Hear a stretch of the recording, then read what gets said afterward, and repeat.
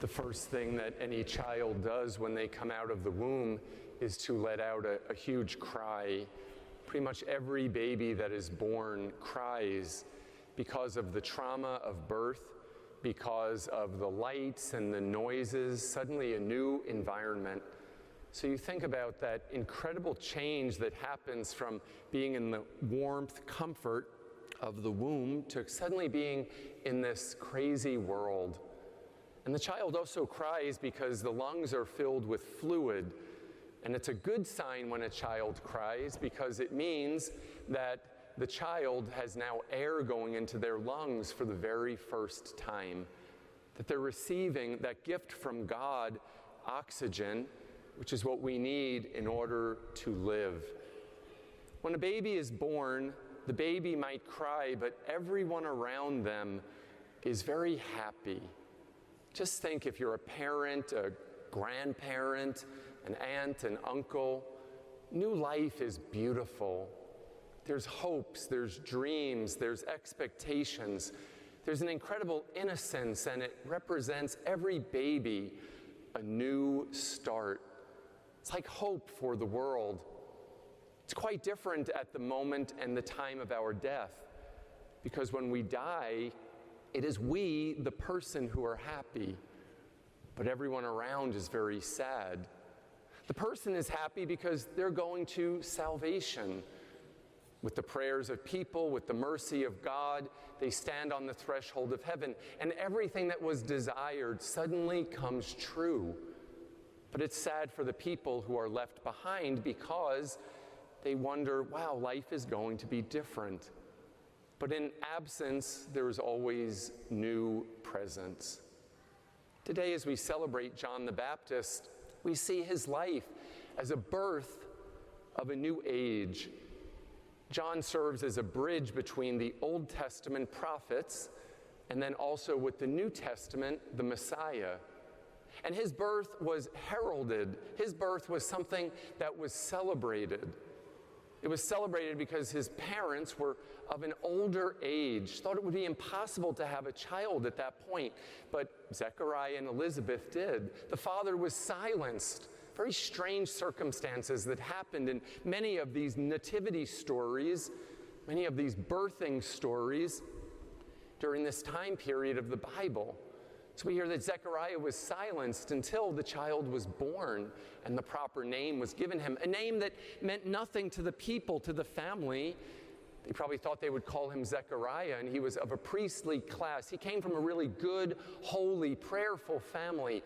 His parents prayed for him, and that's why John embraced the gift of his life in a very beautiful way. And he had a cry that was different than a baby crying, but his whole purpose was to have a cry in the wilderness.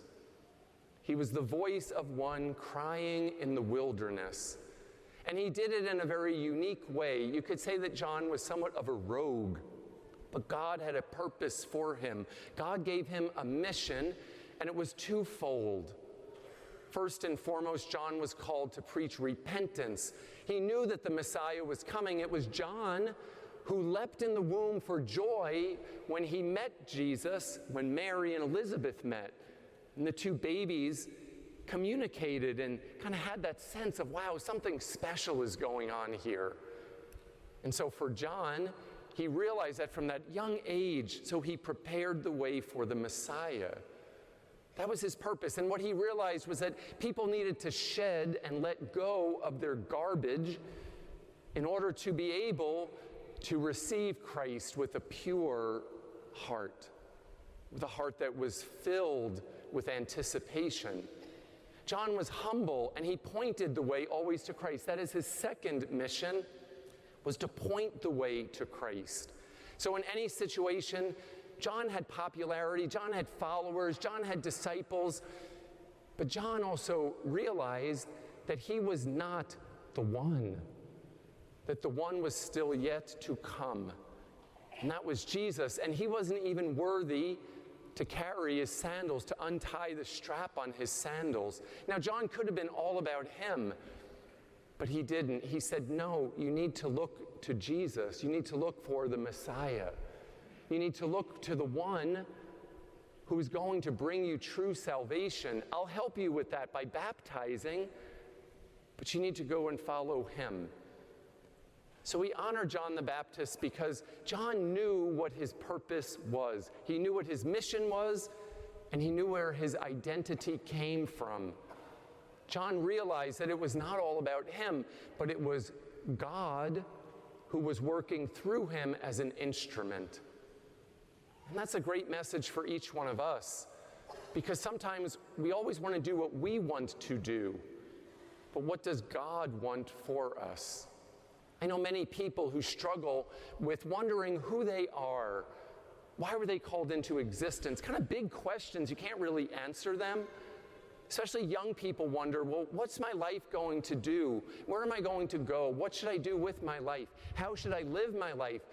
Instead of asking the question of who am I, we need to ask the question that John knew well, and that was, to whom do I belong? And when we ask that question, we know we belong to God. And then and only then can we find what our purpose is in this life. John went about his life in a strange way, a weird diet, strange clothing. He was an outcast. He was just different. People liked it, though. They respected him because he was strong. And because nothing was going to make him conform to the ways of everyone else, he was only going to be transformed by what God wanted for him. So today, through the intercession of St. John the Baptist, it's our chance to be humble, to perhaps stand before God in this time when we receive the Eucharist, and in that quiet time after communion today, just ask God, what do you want for me? To whom do I belong? Through our baptism, we belong to God. We belong to the family of God as his sons and daughters. And when we realize that, guess what? We may have cried. That was our first communication with our parents in the world when we entered the world, and everyone around was happy. But when we die, if we know who we are, and we know that the work we have done in this life and the heart of the Christian vocation to point the way to Christ was embraced by us, well, then there's no fear. Then we are happy on that journey to heaven because all of our desires are fulfilled. And the tears of those who are left behind are then filled with great hope of being reunited one day in heaven. John knew who he was. Do you know who you are?